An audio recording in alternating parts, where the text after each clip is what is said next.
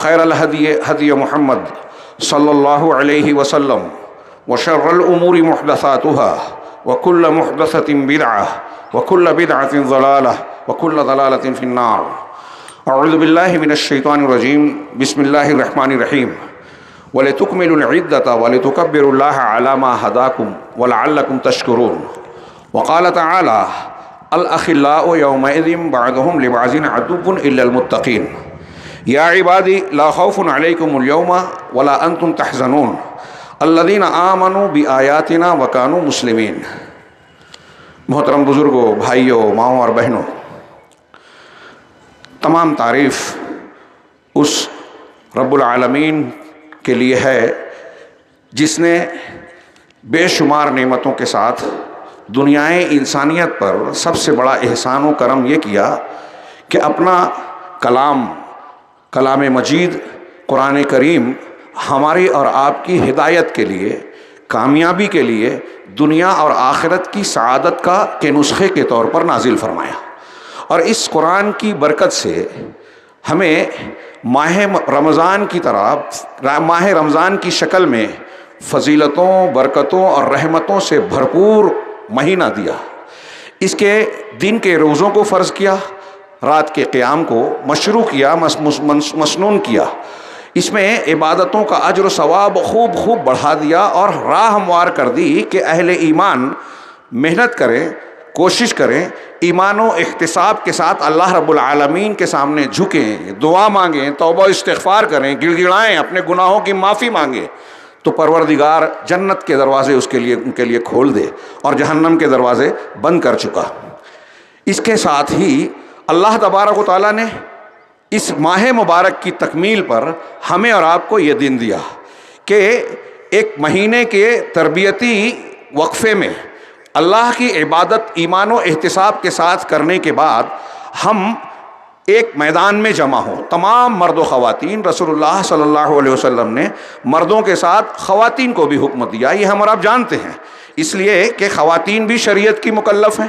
جس طرح جنت مردوں کے لیے ہے، عورتوں کے لیے بھی ہے، جہنم کا عذاب سرکش مردوں کے لیے ہے، خواتین کے لیے بھی ہے، اس لیے شریعت کے مکلف وہ ہیں۔ رمضان کے روزے، عبادتیں مردوں کے لیے بھی ہیں، خواتین کے لیے بھی ہے، اس لیے عید کی خوشیاں مردوں کے لیے بھی ہے، خواتین کے لیے بھی۔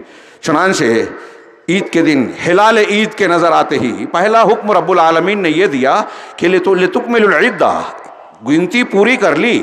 اہل ایمان نے رمضان المبارک میں روزے رکھ کر، عبادتیں کر کے اپنے ایمان اور عقیدے کو تازہ دم کر لیا۔ پھر اس کے بعد جیسے ہی گنتی پوری ہوئی، یہ عید انہی کے لیے ہے جنہوں نے روزے رکھے، عبادتیں کی، اپنے رب کے جناب میں گڑ گڑا کر، آنسو بہا کر توبہ استغفار کیا، ان کے لیے عید ہے، ان کے لیے نہیں جنہوں نے روزے نہیں رکھے، ان کی عید ہے ہی نہیں، وہ مرد ہوں یا خواتین۔ چنانچہ جب یہ تازہ دم ہو کر نکلے تو سب سے پہلے غربا اور مساکین کے حق کو یاد کیا۔ عید نے یاد دلایا کہ اگر آپ خوش ہیں تو دوسروں کو، غربا اور یتیموں کو، غربا اور مساکین اور محتاجوں کو یاد کریں۔ اگر وہ خوش نہیں ہیں تو آپ کی خوشی ادھوری ہے، پہلے ان کو یاد کیجئے، پھر اللہ رب العالمین کی رات سے ہی بڑائیاں، کبریائیاں بیان کیجئے، اللہ اکبر لا الہ الا اللہ، کہ ساری عظمتیں اور کبریائی کا لائق صرف وہی ہے، سب سے بڑا وہی ہے، اس کے علاوہ کوئی عبادت کے لائق نہیں ہے۔ یقیناً وہ سب سے بڑا ہے، یقیناً سب سے بڑا ہے، ساری تعریف کا مستحق وہی ہے۔ یہ میں نے ترجمہ کیا ان تکبیرات کا جو ہم ادا کرتے ہیں۔ اس ترانے کے ساتھ، اس نعرے کے، اس گونج کے بیچ میں ہم نئے کپڑے، خوشبو کے ساتھ، بہتر سے بہتر انداز میں عیدگاہ کی طرف آئیں، مرد اور خواتین سب مل کر۔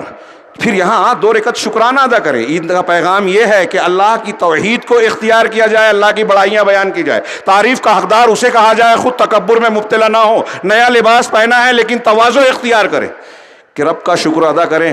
لعلکم تشکرون کہا نا، وَلِتُكْمِلُوا الْعِدَّةَ، تاکہ تم گنتی پوری کر لو، وَلِتُكَبِّرُوا اللَّهَ عَلَى مَا هَدَاكُمْ، اور اللہ نے جو توفیق تمہیں عطا کی، ہدایت دی ہے، روزے کی، عبادت کی، تلاوت کی، توبہ استغفار کی، نیکیوں کی، اس پر تم اللہ کی بڑائیاں بیان کرو، گھمنڈ مت کرو، اللہ بڑا ہے، اللہ نے توفیق دی۔ وَلَعَلَّكُمْ تَشْكُرُونَ، اور تاکہ تم شکر گزار بن جاؤ۔ شکر ادا کرو رب العالمین کا کہ اس نے اتنی عظیم الشان نعمتیں دی، اسی نے ہم کو قرآن دیا، اسی نے رمضان دیا، وہی متقیوں میں داخل کر رہا ہے، اور پھر یہ عید کا موقع دیا. یہاں یہ عید دوسری قوموں کی عیدوں سے ممتاز ہے. اس میں پاکیزگی ہے، سنجیدگی ہے، متانت ہے، توحید پر مبنی ہے، ایک دوسرے سے تعلقات، باہمی تعاون کا سبق ہے کہ غربا کو یاد کیجئے، مل کر اکٹھا نماز پڑھیے. یہ نماز، یہ ایک اجتماع اتحاد کی دعوت دیتا ہے، ایک دوسرے کے تعاون کے جذبے کو پیدا کرتا ہے. یہ تعلیم دیتا ہے کہ اگر عید منانا ہے تو دل کے گلے شکوے کینے کپٹ کو صاف کیجئے، تب اصلی خوشی ملتی ہے. عید کے یہ پیغامات رشتوں کو تازہ کرتے ہیں. عید کا پیغام ایمان کو تازہ کرتا ہے. اللہ کے نبی جناب محمد رسول اللہ صلی اللہ علیہ وسلم کا جو لمبا فرمان ہے رمضان کے روزوں کی فضیلت کے ضمن میں، اس میں ایک جملہ ہے کہ وَلِلصَّائِمِ فَرْحَتَانِ، کہ روزے دار کے لیے دو خوشی ہوتی ہے. ہاں، فرحتن وَلِلصَّائِمِ فَرْحَتَانِ يَفْرَحُهُمَا، کہ روزے دار کی دو خوشیاں ہیں جس میں وہ خوش ہوتا ہے، مسرت و شادمانی محسوس کرتا ہے. یہ کیا ہے دو خوشیاں؟ کہ فرحتن عند فطرہ، کہ جب وہ روزہ افطار کرتا ہے اس وقت ایک خوشی ملتی ہے کہ میں نے اللہ کی یہ اطاعت کر لی، دین کے ایک حکم پر عمل کر لیا، اور اب تک میں نے بھوک پیاس شہوتوں سے اور برائیوں سے اپنے آپ کو روکے رکھا، ایک عبادت میں نے مکمل کی. اب جو چیز مجھ پر حرام تھی اب میں کھا پی سکتا ہوں. یہ روزہ مکمل ہونے پر یہ دنیا کی فرحت ہے. اور ایک فرحت، ایک خوشی وَعِندَ لِقَاءِ رَبِّهِ بِصَوْمِهِ، اور پروردگار کی ملاقات کے وقت پر روزے دار خوش ہوتا ہے، اپنے روزوں پر خوش ہوتا ہے کہ اسے اس کا ایسا اجر رب العالمین دینے والا ہے جس کے بارے میں کہا کہ وَالصَّوْمُ لِي أَنَا أَجْزِي بِهِ وَأَنَا أَجْزِي بِهِ. اس سے پہلے کہا کہ ہر عمل جو نیکی ابن آدم کرتا ہے اس کو اللہ تعالیٰ کئی گنا بڑھاتا ہے، کم سے کم ایک کا 10 اور 10 سے 100 700 اور اس سے زیادہ. لیکن روزے کی کوئی گنتی نہیں ہے، میں اس کی جزا دوں گا، بے شمار دوں گا، پر ہم اندازہ نہیں کر سکتے. لہٰذا اس وعدے کے ساتھ روزے دار جب قیامت میں رب العالمین سے ملے گا تو خوش ہوگا. ایک خوشی دنیا کی روزہ افطار کرنے کے وقت، ایک خوشی آخرت کی. روزہ افطار کرنا، شام میں جب ہم روزہ کھولتے ہیں، جس کو روزہ کھولنا کہتے ہیں، افطار، وہ خوشی ہے. اور ایک افطار یہ ہے جو عید الفطر کے نام سے ہی موسوم ہو گئی کہ اب مہینہ بھر جو ہم روزے کے پابند تھے، اب یہاں سے ہم افطار کر رہے ہیں، اور اس دن روزہ رکھنا ممنوع اور حرام ہے. اللہ تبارک و تعالیٰ کا حکم ہے کہ ہم خوش رہیں. ان روزوں کے بعد یہ خوشی کا موقع مل رہا ہے. اس میں ایک سبق بالکل کھلا ہے، اور آخرت کی خوشی اور اس خوشی کو میں جوڑ کر موازنہ کرنا چاہتا ہوں کہ اس میں کھلا ایک سبق ہے کہ ہم اگر دنیا کی سعادت، خوشی، مسرت اور انبساط چاہتے ہیں، ہم چاہتے ہیں کہ دکھ اور صدمے سے نجات ملے، پریشانیوں سے، عذاب سے ہم محفوظ رہیں، زلزلے، طوفان، دشمن کا تسلط، بے عزتی، رسوائیاں، ان سے بچے رہیں، تو اللہ کی رحمت ضروری ہے. اور اللہ کی رحمت، مدد، حفاظت کب ملے گی؟ جب ہم اللہ کی اطاعت و فرما برداری کریں گے. اللہ کے لیے کھانا پینا چھوڑ دیں، جائز کو منع کیا تو رک گئے، تو حرام جس کو قرار دیا اس سے تو رکنا ہی ہے.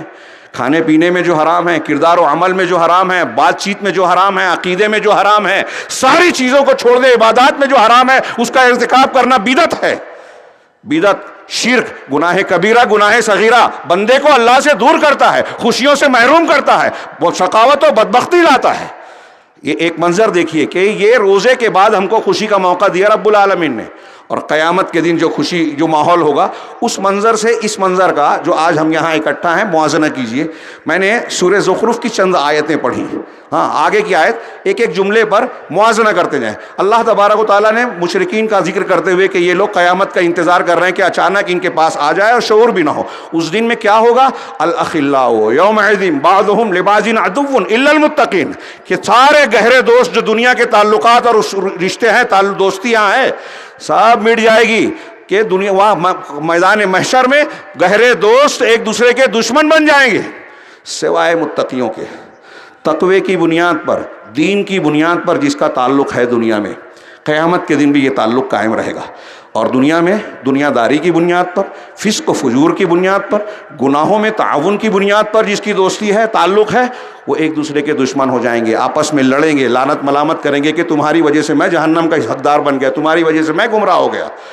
تو ساری دشمنیاں ٹوٹ جائے گی، اللہ کی اور اللہ کے لیے جو دوستی ہے وہ قائم رہے گی. الا المتقین، متقین قرآن پر چلنے والے متقی، روزے کی فرضیت کا مقصود لعلکم تتقون، روزہ رکھ لیا ایمان و احتساب کے ساتھ، تراویح پڑھی، تلاوت کی، توبہ استغفار کیا، متقی بن گئے، گناہوں سے نیکی کی طرف آ گئے، متقی بن گئے۔ اب یہ متقی اگر ہیں ہم تو یہ دوستیاں کام آئے گی۔ آگے اللہ رب العالمین نے فرمایا یا عبادی، اب اس منظر میں جب ایک دوسرے کے دشمن ہوں گے لوگ خوف زدہ ہوں گے، دہشت زدہ ہوں گے، اللہ تبارک و تعالیٰ کے عذاب اور غضب سے انتہائی خوف اور دہشت کے ماحول میں یہ یہاں تک کیفیت ہوگی کہ انبیاء کرام علیہم الصلاۃ والسلام جو انسانوں میں سب سے اعلیٰ طبقہ ہے، سب سے اونچے درجے والا، وہ بھی نفسی نفسی نفسی کہے گا۔ لوگ ان سے کہیں گے اولو العزم رسولوں سے کہ اللہ سے سفارش کرو کہ حساب کتاب لے لے، تو کہیں گے کہ ان ربی قد غضب اليوم غضبا لم یغضب قبلہ مثلہ ولن یغضب بعدہ مثلہ، میرا پروردگار آج اتنا غضبناک ہے کہ نہ پہلے تھا نہ بعد میں ہوگا، اتنا غصہ اور غضبناک۔ میں اپنی فلاں غلطی یاد کرتا ہوں، نہیں ہمت پڑے گی۔ تو اس دہشت کے ماحول میں اللہ کی طرف سے یہ اعلان ہوگا، سارے لوگ خوف میں ہیں، دہشت میں ہیں۔ اللہ کہے گا یا عبادی، اے میرے بندو، لا خوف علیکم اليوم ولا انتم تحزنون، کہ آج کے دن تم پر کوئی خوف نہیں، کوئی خوف نہیں، اور نہ ہی تم غمزدہ ہوگے۔ خوف مستقبل کے اندیشوں سے ہوتا ہے، اور حزن و ملال، غم ماضی کے نقصانات کی بنیاد پر ہوتا ہے۔ تو نہ ماضی کا غم ہوگا اور نہ مستقبل کا اندیشہ، تم سیف ہو، تم محفوظ ہو، یہ رب کہہ رہا ہے۔ یہ آخرت میں کہا جائے گا۔ دنیا میں بھی اللہ نے سورہ یونس میں اعلان کیا الا ان اولیاء اللہ لا خوف علیہم ولا هم یحزنون، سنو اللہ کے اولیاء، اللہ کے دوست کون ہیں؟ اللہ کے اولیاء متقی، مومن۔ ہر مومن اللہ کا ولی ہے۔ ولی کا یہ مطلب نہیں جو کرامت دکھائے، ہوا میں اڑے، پانی پہ چلے، آگ میں کھیلے، کرامت کھیلے، نہیں۔ ہر مومن اللہ کا ولی۔ الا ان اولیاء ہے لا خوف علیہم ولا هم یحزنون، اولیاء اللہ پہ نہ کوئی خوف ہوتا ہے نہ غمزدہ ہوتے ہیں۔ کون ہے اللہ کے ولی؟ قرآن نے خود کہا الذین آمنوا وکانوا یتقون، وہ لوگ جو ایمان لائے اور تقوی اختیار کرتے ہیں۔ ایمان اور تقوی والے دنیا میں بھی خوف اور حزن و ملال سے محفوظ، اور آخرت میں بھی۔ عید کے دن اگر ہم متقی پرہیزگار ہو کر اللہ کی ولایت لے کر آئے ہیں تو حقیقی خوشی، دل کی خوشی اور باظاہر کی خوشی ملے گی۔ یہاں سارے لوگ میدان محشر میں خوف زدہ ہوں گے۔ اللہ تسلی دے رہا ہے اہل ایمان کو کہ کوئی خوف اور کوئی ڈر نہیں ہے۔ اب وہاں جو خوف اور ڈر نہیں ہوگا، آگے کا جملہ الذین آمنوا بآیاتنا وکانوا مسلمین، کون لوگ ہوں گے جن کو یہ اعلان ملے گا کہ آپ کے لیے کوئی خوف نہیں، کوئی غم نہیں ہے؟ وہ لوگ جو ہماری آیتوں پر ایمان لائے اور وہ تھے بھی فرما بردار، مسلمین تھے، عملاً بھی اللہ کی اطاعت و فرما برداری کرنے والے تھے، اس کے احکام پر جھک جانے والے تھے، اپنے آپ کو اللہ اور اللہ کے دین کے حوالے کر دینے والے تھے۔ آیتوں پر ایمان، پہلا ایمان، اور دوسرا اسلام یعنی فرما برداری۔ وہی جو اس آیت میں الا ان اولیاء اللہ میں کہا الذین آمنوا وکانوا یتقون، معنی ایک ہی ہے، الفاظ فرق ہے۔ تو اللہ تبارک و تعالیٰ پر ایمان اور اللہ تبارک و تعالیٰ کا فرما بردار ہو جانا خوف اور غم سے نجات دلاتا ہے۔ آج عید کے دن ہم خوش ہیں دنیا میں، لیکن اس خوشی کو ہم قیامت والی جو خوشی ملے گی اہل جنت کو، اس خوشی سے کمپیئر کریں، موازنہ کریں تو یہ انتہائی ناقص ہے، عارضی ہے، ادھوری ہے۔ کیوں؟ آپ اور ہم یہاں بیٹھے ہیں نئے لباس پہن کر، کسی پر قرضہ ہے اس کا ٹینشن، کسی کے سامنے کوئی مسئلہ پیش ہے اس کا ٹینشن، کہیں خبر ملتی ہے کہ زلزلہ آ گیا، ہمیں اطلاع ملتی ہے کہ ہماری مسجدوں پر حملے ہو رہے ہیں، ہماری اوقاف پر نظر بد لگا کر قانون بنا کر ہڑپنے کی کوشش کی جا رہی ہے، مسلمانوں کے گھروں پر بلڈوزر چلا دیے جاتے ہیں، اور مختلف قسم کے الزامات سے بدنام کیا جاتا ہے۔ ایسے روز یہ میں کچھ چیزیں بیان کر رہا ہوں، مہنگائی ہے، بے روزگاری ہے، اور نہ جانے کیا کیا مسئلے ہیں۔ یہاں ہم خوشیاں منا رہے ہیں، ہمارے سامنے منظر تازہ ہوتا ہے کہ غزہ میں فلسطین کے مسلمان بے خانماں برباد ہیں، ان کے گھر اجڑ گئے، مسجدیں نہیں ہیں، کھانے پینے کے سامان نہیں ہیں، دوائیں نہیں ہیں، وافر مقدار میں ضرورت کے سامان نہیں ہیں۔ ان کی عید کیسی ہے؟ جب ہم یہ سوچتے ہیں تو یہاں کی خوشی، یہاں کی خوشیوں کی لذت کرکری اور ادھوری سی ہو جاتی ہے، لیکن وہاں کی جو خوشی ہوگی اس کے بارے میں اللہ نے آگے فرمایا ادخلوا الجنۃ انتم وازواجکم تحبرون، کہ تم خود اور تمہاری بیویاں، ازواجکم کا ترجمہ بیویاں بھی کیا گیا ہے، اور تمہارے مثل دوسرے لوگ، بیویوں کا معنی زیادہ بلیغ ہے، اس لیے کہ بیویوں کے ساتھ جب جنت میں کوئی جائے گا تو بیویاں شوہروں سے، شوہر بیویوں سے اور زیادہ ان کی مسرت اور خوشی مل کر جو ہے بڑھ جائے گی۔ لذت بڑھ جائے گی ایک دوسرے سے. اور قرآن نے کئی جگہ پر کہا ہے معنی دونوں صحیح ہے کہ تم اور تمہارے جیسے لوگ، تم اور تمہاری بیویاں دونوں جنت میں داخل ہو جاؤ. تحبرون، اس کا ترجمہ کچھ لوگوں نے کیا کہ حشاش بشاش، راضی خوشی. کچھ لوگوں نے کیا کہ اس کا مطلب ہے کہ تم اس میں خوش کیے جاؤ گے. اگر ایک ترجمہ یہ کیا جائے کہ مزے ہی مزے کے ساتھ رہو گے اس میں، تو غلط نہیں ہوگا. اس میں صرف مزہ ہی ہوگا، لذت ہی ہوگی، خوشیاں ہی ہوگی. کوئی مزہ اور لذت کو کرکرا کرنے والی چیز نہیں ہوگی. یہ خوشی کی انتہا ہوگی جنت میں. اللہ نے آگے فرمایا یطاف علیہم بصحاف من ذہب واکواب وفیہا ما واکواب، کہ ان پر پھرائے جائیں گے، ہاں ان کے اوپر سونے کی رکابیوں اور سونے کے ساغر، جس کو گلاس کہہ لیجئے، سونے کے پیالے اور گلاس کا دور چلایا جائے گا. یطوف علیہم، سورہ دہر میں کہا یطوف علیہم ولدان مخلدون، یہ کون لوگ ان کے سامنے دور چلائیں گے؟ ایسے بچے جو ہمیشہ بچے ہی رہیں گے، ہمیشہ زندہ بھی رہیں گے، بچے ہی رہیں گے، انتہائی حسین جمیل خوبصورت، جن سے رونق رہے گی جنت میں. یطوفون علیہم ولدان باکواب، کیا ہے یطوفون علیہم کیا ہے اذا رأیتہم حسبتہم لؤلؤا منثورا، جب تم انہیں دیکھو گے تو ایسا لگے گا کہ بکھرے ہوئے سچے موتی ہیں. وَإِذَا رَأَيْتَ ثَمَّ رَأَيْتَ نَعِيمًا وَمُلْكًا كَبِيرًا، اور وہاں جنت میں جہاں کہیں دیکھو گے تو نعمت ہی نعمت ہوگی اور بہت بڑی سلطنت ہوگی. جنت کی نعمتوں کا تذکرہ یہ عید کے خطبے میں تفصیل سے نہیں کیا جا سکتا، لیکن آپ تصور کیجئے اور ان آیتوں اور حدیثوں کو یاد کیجئے جن میں جنت کے بیانات ہیں، اس کی نعمتوں کا تذکرہ ہے. یہاں ذکر کیا کہ سونے کے جام اور سونے کی رکابیاں ان کے اوپر ان کا دور چلایا جائے گا، کھانے پینے اور لذیذ چیزیں. وفیہ، اللہ نے فرمایا وفیہا ما تشتہیہ الانفس وتلذ الاعین، اور اس میں وہ ساری چیزیں ہوگی جس کو انسان کا جی چاہے گا، خواہشات اور اشتہا ہوگی کہ میں یہ چاہتا ہوں، ساری چیزیں ملے گی جو چاہے گا. جنت پہ جنتیوں کا چاہت کا معیار بھی اونچا ہو جائے گا، پاکیزہ ہو جائے گا. تو جو دل چاہے گا وہ بھی ملے گا. وَتَلَذُّ الْأَعْيُنِ، اور جس سے جو آنکھیں جس کو دیکھ کر لذت محسوس کریں گی وہ بھی ہوگی. اب اس میں اجمالی طور سے جو جملہ کہا گیا ہے، کیا کیا چیزیں آ گئی. فَلَا تَعْلَمُ نَفْسٌ مَا أُخْفِيَ لَهُم مِّن قُرَّةِ أَعْيُنٍ، کوئی نفس نہیں جانتا کہ جنت میں آنکھوں کی ٹھنڈک کے کیسے کیسے سامان ہیں. کھانے کی چیزیں، لباس، ریشم، سندس و استبرق کے موٹے ریشم، باریک ریشم، سونے چاندی کے زیورات، سونے چاندی کے محلات، ایک موتی کا محل، مختلف قسم کی انتہائی پاکیزہ نہریں، شراب طہور، نکاح، حوریں، دنیا کی عورتیں اور خواتین، اور نہ جانے کون کون سی لذتیں جو ہم تصور نہیں کر سکتے. جسمانی لذتیں بھی، روحانی اور دلی لذتیں بھی. یہ انسان کی خوشی اور مسرت کی انتہا ہوگی، لذت ہی لذت ہوگی، اس میں اکتاہٹ نہیں ہوگی. لا یبغون عنہا حولا، وہاں سے ہٹنا نہیں چاہیں گے کہ چلو بور ہو گئے یہاں سے کہیں اور چلے. ہر روز لذت بڑھتی جائے گی اور کسی چیز میں کوئی نہ نیند آئے گی، نہ موت آئے گی، نہ تھوک آئے گا، نہ حیض و نفاس کے خون ہوں گے، نہ کسی قسم کی پیشاب پاخانے کی گندگی ہوگی. صفائیاں ہی صفائیاں، پسینہ نکلے گا جو کھائیں گے، اور وہ بھی مشک اور عنبر کی خوشبو کے ساتھ. اور دنیا کی مشک اور عنبر نہیں، وہاں کی خشک اور عنبر جس کا ہم تصور نہیں کر سکتے.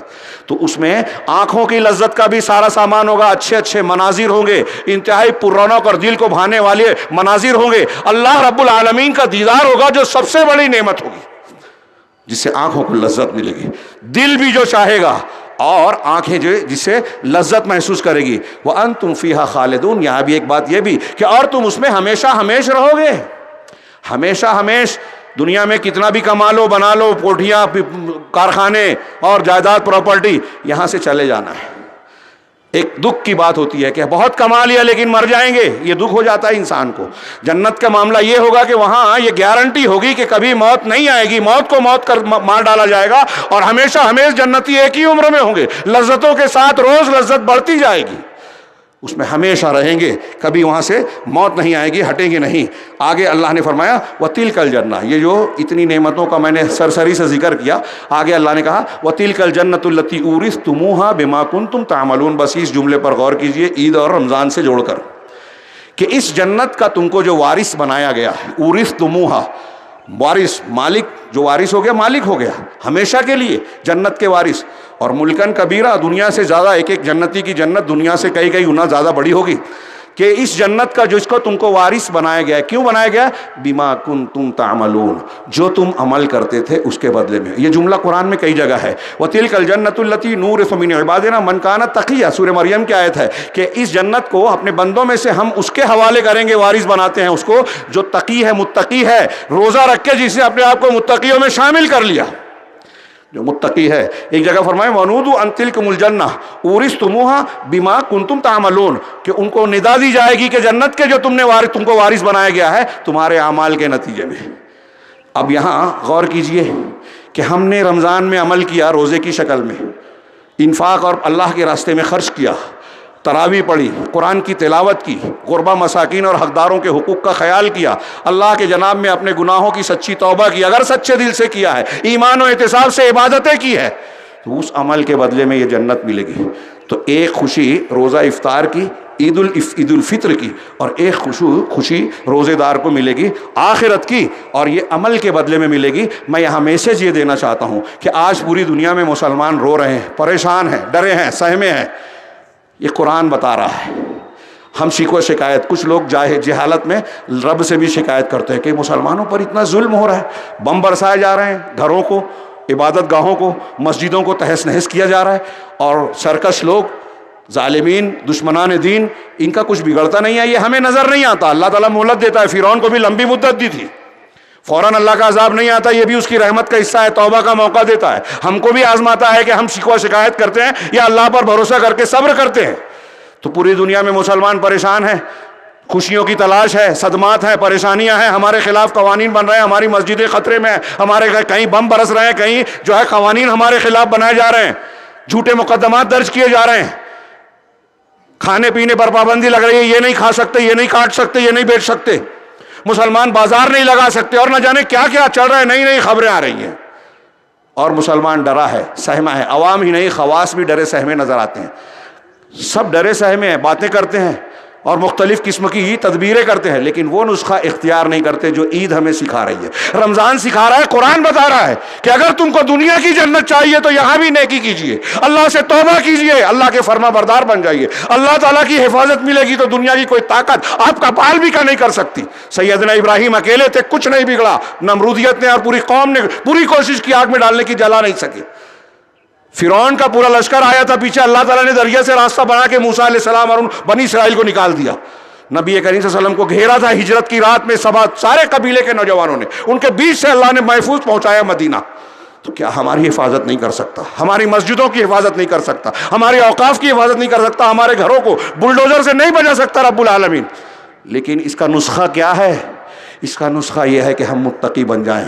متقی بنیں گے تو دنیا کی جنت بھی ملے گی، آخرت کی بھی. اور سوچنے کی بات ہے کہ اگر دنیا کی جنت نہیں مل رہی ہے، دنیا میں ہمارے لیے جہنم ہی جہنم نظر آ رہی ہے، تو آخرت میں کامیاب ہوں گے کہ نہیں؟ سوالیہ نشان ہے. ایک مومن کو فکر مند ہو جانا چاہیے. اللہ نے کہا کہ تمہارے اعمال کے بدلے میں اس جنت کے وارث بنے ہو.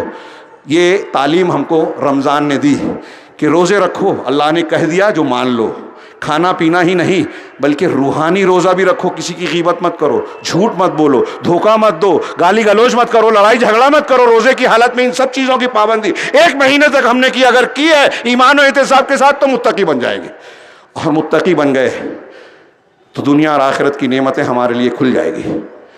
پڑھیے ان للمتقین مفازہ، متقیوں کے لیے کامیابی ہے.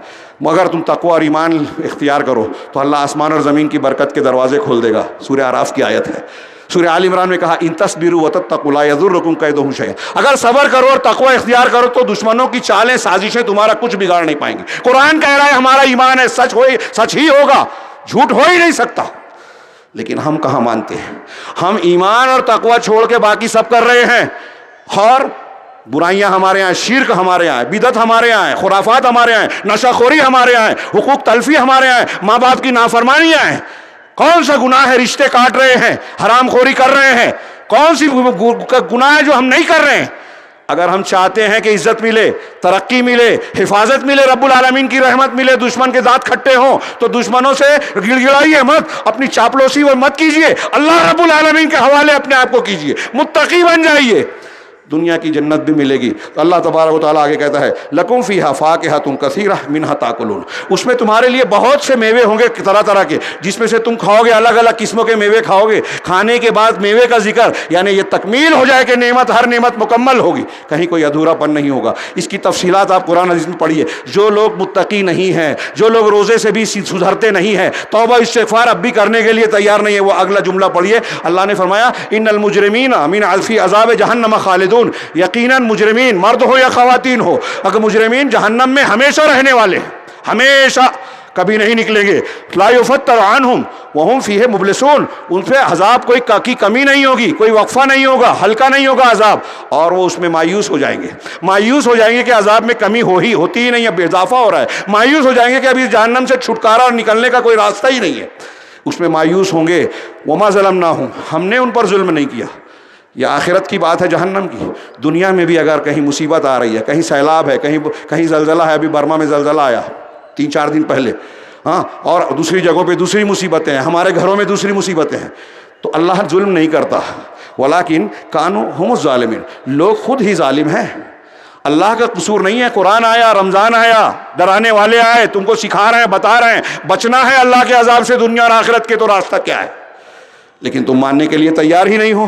اللہ نے آگے فرمایا وَنَادَوْا، وہ جہنمی کہیں گے وَنَادَوْا يَا مَالِكُ لِيَقْضِيَ عَلَيْنَا رَبُّكَ، کہ اے مالک جاروغہ جہنم، پروردگار سے دعا کرو، اپنے رب سے کہو کہ لِيَقْضِيَ عَلَيْنَا رَبُّكَ، تمہارا پروردگار ہمارا کام تمام کر دے، موت دے دے، قصہ ہی ختم ہو جائے، عذاب کا سلسلہ رکے، ہم جھیل نہیں پا رہے ہیں۔ تو کہا، مالک کہے گا، جہنم کے داروغے کا فرشتے کا نام ہے کہ انکم ماکثون، نہیں ایسا ہو ہی نہیں سکتا، تم کو رہنا ہی ہے، موت نہیں آئے گی، لا یموت فیہا ولا یحیا، نہ یہاں موت آئے گی نہ زندہ رہ سکتے ہو، تم کو ٹھہرے رہنا ہے۔ لقد جئناکم بالحق ولکن اکثرکم للحق کارہون، ہم تمہارے پاس حق لے کر آئے تھے، قرآن حدیث آیا تھا، لیکن اکثر لوگ حق کو ناپسند کرتے ہیں۔ آج ہم اور آپ جائزہ لیں کہ کیا ہم حق کو پسند کرتے ہیں؟ ہم شرک کرتے ہیں، قرآن بتاتا ہے کہ یہ تمہارا عمل شرک ہے، چھوڑنے کو تیار ہیں۔ ہم گناہ کر رہے ہیں، نشہ کر رہے ہیں، نافرمانیاں کر رہے ہیں، کبیرہ گناہ، حرام کام، زنا، بدکاری، موبائل کا غلط استعمال، گندی تصویریں، گندی باتیں، گالی گلوچ، قتل و خونریزی، سب ہر جرم ہمارے سماج میں۔ اب کوئی حق بتاتا ہے، کہہ رہے مولوی صاحب ہیں، بور کر رہے ہیں، حق کو ناپسند کرتے ہیں، سننے کو تیار نہیں ہے۔ عید کا، رمضان کا یہ پیغام ہے کہ اگر ہم چاہتے ہیں کہ اللہ تبارک و تعالیٰ کی رحمت اپنا ہاتھ پھیلا کر ہمیں اپنے دامن میں سمیٹ لے، تو ہمیں متقیوں میں شامل کرنا چاہیے۔ آئیے متقیوں میں اپنے آپ کو شامل کرنا چاہیے، سچے دل سے اپنے گناہوں سے توبہ کرنا چاہیے۔ یہ مسلک، یہ بزرگ، میرے باپ دادا، ان چیزوں کو، ان عناوین کو ختم کیجئے اور یہ دیکھیے کہ اللہ کیا کہتا ہے، رسول کیا کہتے ہیں، ان کا کیا حکم ہے، وہی مانیں گے۔ فلاں اور فلاں کے چکر میں ہی فرقے بنے، گمراہیاں آئی، اور لوگ دنیا کا کوئی بھی مذہب ہو، کوئی بھی مسلک ہو، ہر جگہ بڑے بڑے لوگ ہیں، اور لوگ انہی بڑے لوگوں کو دیکھ کر صحیح اور غلط کی تمیز کیے بغیر پیچھے چل رہے ہیں، اور نتیجہ یہ نکلتا ہے کہ جو گناہ کر رہا ہے، جو غلط شریعت اور دین مان رہا ہے، اس سے توبہ کرنے کے لیے تیار ہی نہیں ہے۔ آنکھیں کھولیے، بیدار ہوئیے، اللہ رب العالمین نے حجت پوری کر دی، قرآن نازل کیا، رمضان دیا تاکہ ہم قرآن کے قریب ہو جائیں، قرآن کو سمجھ کر پڑھیں، قرآن سے عقیدہ سیکھیں، عبادت سیکھیں، دین سیکھیں، اس سے اور فلاں سے نہ سیکھیں۔ یہ رمضان کا پیغام ہے۔ اللہ رب العالمین سے آئیے دعا کریں کہ اللہ تبارک و تعالی ہم کو قرآنی آدمی بنا دے۔ اللہم صلی علی محمد وعلی آل محمد کما صلیت علی ابراہیم وعلی آل ابراہیم انک حمید مجید۔ اللہم بارک علی محمد وعلی آل محمد کما بارکت علی ابراہیم وعلی آل ابراہیم انک حمید مجید۔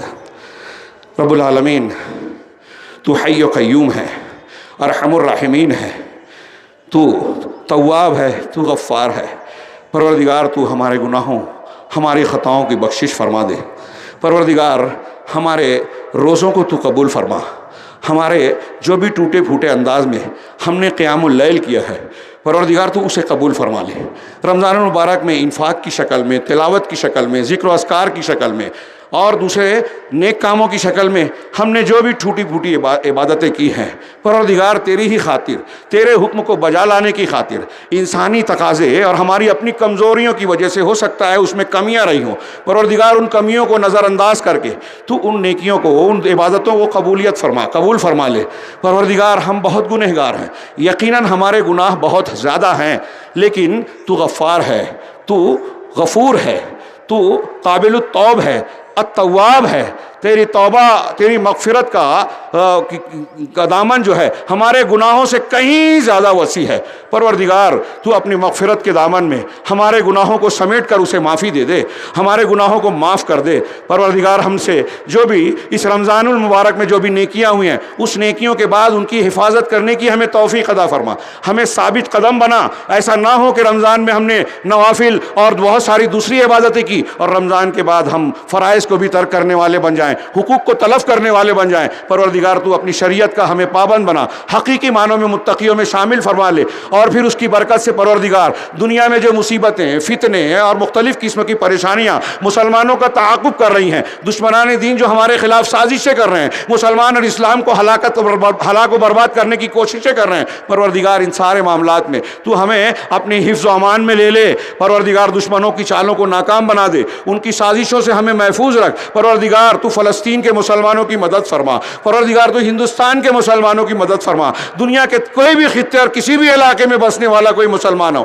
پروردگار تو ان سب کی مدد فرما۔ اس مدد کے راستے میں جو رکاوٹیں ہیں، گناہ ہیں، پروردگار ان سے توبہ کرنے کی ہمیں توفیق عطا فرما۔ پروردگار ہم تو عاصی ہیں، ہم خطا کار ہیں، ہمارا علم اور ہماری صلاحیتیں بھی بہت ہی ناقص ہیں۔ پروردگار اس سارے نقص کا اعتراف کرتے ہوئے ہم تجھی سے مانگتے ہیں، تیرے ہی جناب میں ہاتھ پھیلاتے ہیں۔ پروردگار تیرے نبی کا فرمان ہے کہ تو ہاتھ پھیلانے والے بندے کے ہاتھ کو خالی لوٹانے سے شرماتا ہے۔ پروردگار ہم گنہگار لوگ تیرے سامنے ہاتھ پھیلائے ہوئے ہیں، ہماری کوتاہیوں کو نظر انداز کرتے ہوئے، گناہوں کی بخشش کرتے ہوئے۔ پروردگار ہم کو جہنم سے آزادی عطا فرما دے، ہمیں آزادی عطا فرما دے، ہماری ماں کو، ہمارے والدین کو، یہاں جتنے لوگ ہیں جو مسلمان ہیں، ان کے زندہ یا مردہ جو بھی والدین ہیں، پروردگار ان سب کی بخشش فرما دے، ان کو عذاب قبر سے، عذاب جہنم سے بچا دے، ان کی گردنوں کو، ہماری گردنوں کو، ہمارے بھائیوں کی گردنوں کو پروردگار جہنم سے آزاد کر دے۔ پروردگار ہمیں عزت دے، سعادت دے،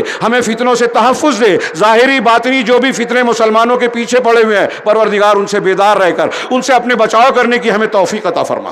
پروردگار ہم نے جو بھی گناہ کیا ہے سب کو بخش دے، ہمیں جو بھی غم ہے انہیں دور کر دے، جو پریشانیاں اور تنگیاں ہیں پروردگار اسے خوشادگی اور خوشحالی میں بدل دے۔ پروردگار ہم میں سے جو مقروض ہے ان کے قرض کو ادا کر دے، جو بیمار ہیں ان کو شفا یابی کی راہ پیدا کر دے۔ پروردگار جو بے گناہ قید و بند کی صعوبتیں جھیل رہے ہیں ان کی رہائی کا راستہ مرحمت عطا فرما دے۔ پروردگار ہم میں سے بہت سارے لوگ ایسے ہیں جو بہت سارے مختلف قسم کے دکھوں اور مسائل سے دوچار ہیں، پروردگار ان کو دور کر دے۔ اے اللہ ہماری بخشش فرما، ہمارے والدین کی بخشش فرما، ہمارے جو لوگ گزر چکے ہیں، موت کے راستے سے گزر کر تیرے جناب میں پہنچ چکے ہیں، پروردگار تو ان کی بھی بخشش فرما، ان کی قبر کو کشادہ فرما، قبر کے فتنے اور عذاب سے محفوظ رکھ، میدان محشر اور آخرت کے مراحل کو ان کے لیے آسان کر کے جنت میں داخل فرما دے۔ اے اللہ ہم تجھ سے جنت الفردوس کا مطالبہ کرتے ہیں، اے اللہ ہم تجھ سے جنت مانگتے ہیں، اور وہ سارے اقوال، افعال اور وہ عبادات تجھ سے مانگتے ہیں، اس کی توفیق مانگتے ہیں جو ہمیں جنت تک پہنچا دے۔ اے اللہ ہم تجھ سے جہنم سے پناہ مانگتے ہیں،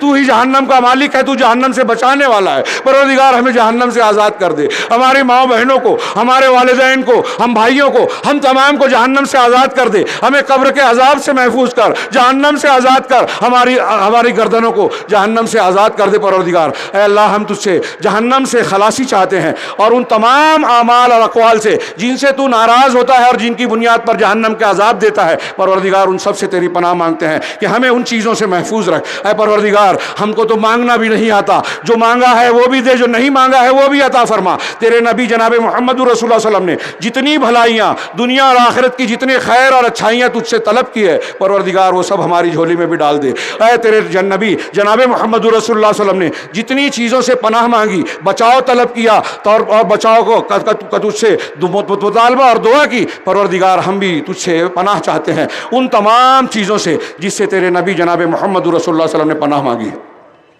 الحمدللہ رب العالمین الرحمن الرحیم مالک یوم الدین ایاک نعبد و ایاک نستعین اہدنا الصراط المستقیم صراط الذین انعمت علیہم غیر المغضوب علیہم ولا الضالین۔ اللہم لا تدع لنا ذنبا الا غفرتہ ولا ہما الا فرجتہ ولا کربا الا نفستہ ولا دینا الا ادیتہ إلا قضيته ولا مريضا إلا شفيته ولا مبتلا إلا عافيته ولا ضالا إلا رددته ولا مسترشدا إلا أرشدته ولا صغيرا إلا أنبته نباتا حسنا يا أرحم الراحمين. اللهم إنا نسألك الهدى والتقى والعفاف والغنى. اللهم إنا نسألك الهدى والتقى والعفاف والغنى. اللهم إنا نسألك العفو والعافية في الدنيا والآخرة. اللهم إنا نسألك العفو والعافية في الدنيا والآخرة. اللهم اغفر لنا وللمؤمنين والمؤمنات والمسلمين والمسلمات وألف بين قلوبهم وأصلح ذات بينهم وانصرهم على عدوك وعدوهم. اللهم لعن الكفرة الذين يكذبون رسلك ويقاتلون أولياءك. اللهم لعن الكفرة الذين يقاتلون أولياءك ويكذبون رسلك. اللهم زلزل أقدامهم وشتت شملهم وفرق جمعهم وخالف بين كلمتهم. اللهم إنا نجعلك في نحورهم ونعوذ بك من شرورهم. اللهم أنزل عليهم بأسك الذي لا ترده عن القوم المجرمين. اللهم إنا نسألك الهدى والتقى والعفاف والغنى. اللهم إنا نعوذ بك من تحول عافيتك وفجاءة نقمتك وجميع سخطك. اللهم إنا نعوذ بك من جهد البلاء ودرك الشقاء وسوء القضاء وشماتة العداء. اللهم ارحمنا. اللهم إنا نسألك من الخير كله. اللهم إنا نسألك من الخير كله عاجله وآجله ما علمنا منه وما لم نعلم. ونعوذ بك من الشر كله عاجله وآجله ما علمنا منه وما لا نعلم. اللهم إنا نسألك ما سألك به عبدك ونبيك محمد صلى الله عليه وسلم ونعوذ بك من شر ما استعاذ به عبدك ونبيك محمد صلى الله عليه وسلم. اللهم إنا نسألك الجنة اللهم إنا نسألك الجنة وما يقرب إليه من القول والعمل ونعوذ بك من النار. اللهم إنا نعوذ بك من النار وما قرب إليها من قول أو عمل. اللهم إنا نسألك أن تجعل كل قضاء قضيته لنا خيرا يا رب العالمين. ربنا آتنا في الدنيا حسنة وفي الآخرة حسنة وقنا عذاب النار. ربنا آتنا في الدنيا حسنة وفي الآخرة حسنة وقنا عذاب النار. ربنا آتنا في الدنيا حسنة وفي الآخرة حسنة وقنا عذاب النار وقنا عذاب القبر. اللهم إنا نعوذ بك من عذاب القبر، من عذاب في النار وعذاب في القبر. ربنا لا تؤاخذنا إن نسينا أو أخطأنا. ربنا ولا تحمل علينا إسرا كما حملته على الذين من قبلنا. ربنا ولا تحملنا ما لا طاقة لنا به واعف عنا واغفر لنا وارحمنا أنت مولانا فانصرنا على القوم الكافرين. ربنا لا تزغ قلوبنا بعد إذ هديتنا وهب لنا من لدنك رحمة إنك أنت الوهاب. يا مقلب القلوب ثبت قلوبنا على دينك. يا مقلب القلوب ثبت قلوبنا على دينك. يا مصرف القلوب صرف قلوبنا إلى طاعتك. يا مصرف القلوب صرف قلوبنا إلى طاعتك. اللهم إنا نسألك من خشيتك ما يحول بيننا وبين معاصيك ومن طاعتك ما تبلغنا به إلى الجنة ومن اليقين ما تهون به علينا مصائب الدنيا ومتعنا بأسماعنا وأبصارنا وقوتنا ما أحييتنا واجعله الوارث منا واجعل ثأرنا على من ظلمنا وانصرنا على من عادانا ولا تجعل مصيبتنا في ديننا ولا تجعل مصيبتنا في ديننا ولا تجعل الدنيا أكبر همنا ولا مبلغ علمنا ولا تسلط علينا من لا يرحمنا. ربنا اصرف عنا عذاب جهنم إن عذابها كان غراما. ربنا هب لنا من أزواجنا وذرياتنا قرة أعين واجعلنا للمتقين إماما. ربنا هب لنا من أزواجنا وذرياتنا قرة أعين واجعلنا للمتقين إماما. ربنا اغفر لنا ولإخواننا الذين سبقونا بالإيمان ولا تجعل في قلوبنا غلا للذين آمنوا ربنا إنك رؤوف رحيم. ربنا عليك توكلنا وإليك أنبنا وإليك المصير. ربنا لا تجعلنا فتنة للذين كفروا واغفر لنا ربنا إنك أنت العزيز الحكيم. ربنا تقبل منا إنك أنت السميع العليم. اللهم أحسن عاقبتنا في الأمور كلها وأجرنا من خزي الدنيا وعذاب الآخرة. ربنا تقبل منا إنك أنت السميع العليم وتب علينا إنك أنت التواب الرحيم. وصلى الله تعالى على خير خلقه محمد وآله وصحبه أجمعين برحمتك يا أرحم الراحمين.